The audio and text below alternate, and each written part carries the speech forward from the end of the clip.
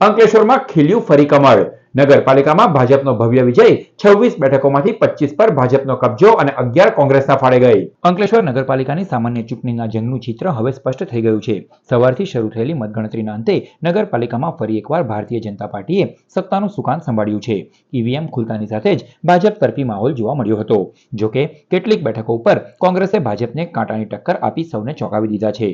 અંકલેશ્વર નગરપાલિકાના કુલ 9 વોર્ડની 36 બેઠકો માટે યોજાયેલી ચૂંટણીમાં ભાજપે 25 બેઠકો ઉપર વિજય મેળવીને બહુમતી હાંસલ કરી છે. શહેરના વિકાસના નામે ભાજપે ફરી એકવાર જનતાને વિશ્વાસ જીતવામાં સફળતા મેળવી છે. તો બીજી તરફ કોંગ્રેસે આ વખતે ગત ટર્મ કરતા સારો દેખાવ કર્યો છે અને 11 બેઠકો ઉપર જીત મેળવી મજબૂત વિપક્ષ તરીકે ઉભરી આવી છે. આ ચૂંટણીમાં સૌથી મોટો ઉલટફેર વોર્ડ નંબર 5માં જોવા મળ્યો હતો, જ્યાં કોંગ્રેસના યુવા અને ઉત્સાહી ઉમેદવાર વિનય પટેલ સહિતની આખી પેનલે વિજય પતાકા લહેરાવી છે.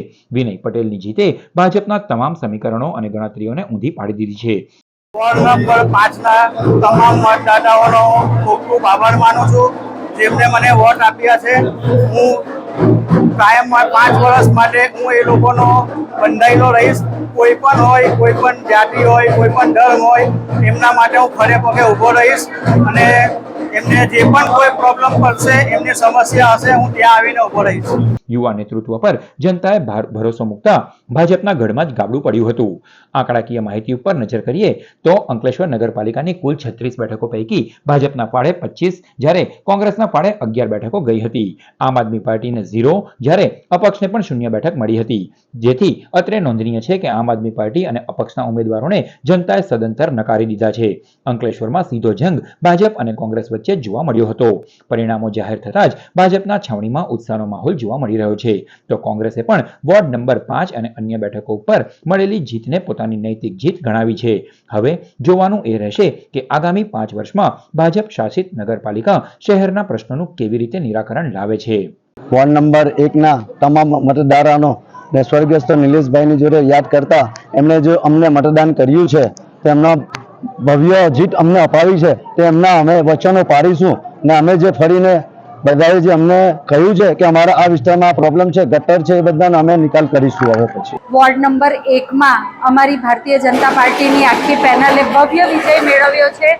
આમાં સ્વર્ગીય નિલેશભાઈના કરેલા કાર્યો અને પ્રજાનો અતૂટ પ્રેમ અમને મળ્યો છે અને અમે 4 ઉમેદવારો ખાતરી આપીએ છીએ કે પ્રજાના કાર્યો માટે સદા અમે તત્પર રહીશું. અંકલેશ્વર નગરપાલિકા વોર્ડ નંબર 8ની અંદરમાં સ્વરાજ્યની આજે ચૂંટણી યોજાઈ હતી, જેમાં અમારે કોંગ્રેસ પેનલ તરફથી અમે પણ 4 જણાએ ઉમેદવારી કરી હતી. અમારા વિસ્તારના લોકોએ ભવ્ય મતદાન કરી અમને અંકલેશ્વર ખાતે સૌથી ભવ્ય મતદાન થયું હતું, તેમાં અમારી જીત થઈ છે. આજ રોજ ભારતીય જનતા પાર્ટી દ્વારા અમને જે ઉમેદવારમાં અમને જે વિજય અપાવ્યો છે, એમાં અમારી જનતાનો સાથ છે અને અમે વિકાસના કામો કર્યા છે અને આવનારા સમયમાં પણ અમે ખૂબ સારા કામ કરીશું.